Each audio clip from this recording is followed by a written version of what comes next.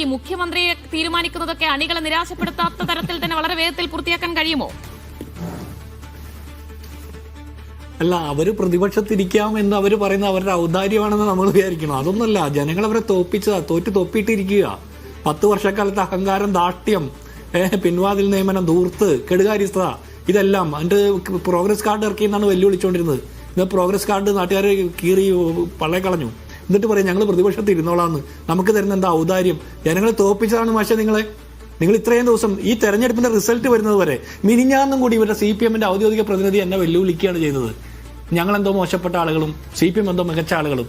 നിങ്ങൾ ഇല്ലാതായി പോകണമെന്നല്ല ഞങ്ങളുടെ ആഗ്രഹം. പക്ഷെ നിങ്ങൾ കുറച്ചുകൂടി മര്യാദയൊക്കെ പഠിക്കേണ്ടതുണ്ടെന്ന് എനിക്ക് തോന്നുന്നു. ഇപ്പോഴും അതിലേക്ക് എത്തിയിട്ടുണ്ടെന്ന് സംശയമാണ്.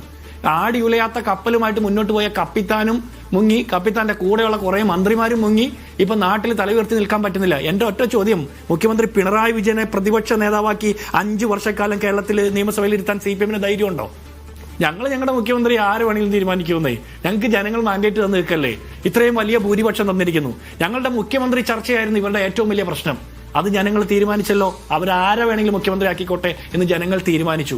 ഇവർ പറഞ്ഞ എല്ലാ നുണങ്ങളെയും ജനങ്ങൾ കൃത്യമായിട്ട് ചൂണ്ടുവിരലുകൊണ്ട് ചൂണ്ടി തിരുത്തി തന്നില്ലേ? ഇനി ഞങ്ങളുടെ മുഖ്യമന്ത്രിയെ കോൺഗ്രസിന്റെ ഹൈക്കമാൻഡ്, MLA-മാര്, പാർലമെന്ററി പാർട്ടി എല്ലാം കൂടി ആലോചിച്ച് മുന്നണിയിലെ മറ്റ് ഘടകകക്ഷികളുമായിട്ട് എല്ലാവരുമായിട്ട് കൂടി ആലോചിച്ച് ഞങ്ങളൊരു മുഖ്യമന്ത്രിയെ തീരുമാനിക്കും. എന്തായാലും ആ മുഖ്യമന്ത്രി ഉമ്മൻചാണ്ടിക്ക് ശേഷമുള്ള ഒരു ജനഹൃദയങ്ങളോട് പരമാവധി ഒട്ടി നിൽക്കുന്ന, കാത് ഹൃദയത്തിലേക്ക് തുറന്നു വെച്ചിരിക്കുന്ന ഒരു മുഖ്യമന്ത്രി ആയിരിക്കും. വീട്ടിൽ പോയി ചോദിക്കടാ എന്ന് ചോദ്യം ചോദിക്കുന്നവരോട് പറയുന്ന പിണറായി വിജയനെ പോലെ ഒരു മുഖ്യമന്ത്രി ആയിരിക്കില്ല. ഞങ്ങൾക്ക് ഇന്ന് മുതൽ മറ്റൊരു ഉത്തരവാദിത്തം കൂടിയുണ്ട്. എന്താണെന്നറിയോ? ഞങ്ങൾ ഇന്ന് മുതൽ ഭരിക്കുന്നവർ മാത്രമല്ല, ഭരണകർത്താക്കൾ മാത്രമല്ല, ഇന്ന് മുതൽ ഞങ്ങൾ പ്രതിപക്ഷം കൂടിയാണ്.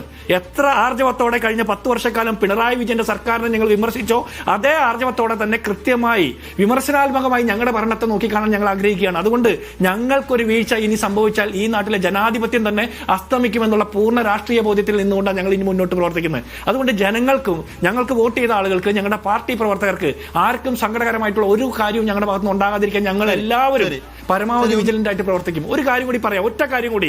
കേരളത്തിലെ ഒരുപാട് മാധ്യമ പ്രവർത്തകർ കോൺഗ്രസ് എന്തോ കുഴപ്പമുണ്ടാക്കിയെന്നും പറഞ്ഞ് കട്ടുവിറ്റ മരത്തിന്റെ പണം കൊണ്ട് തുടങ്ങിയ ചാനലിൽ വരെയിരുന്ന ഒരുപാട് ആളുകൾ ഒരുപാട് തരത്തിലുള്ള അച്ചു നിരത്തുകയും ഒരുപാട് വർത്തമാനം പറഞ്ഞു.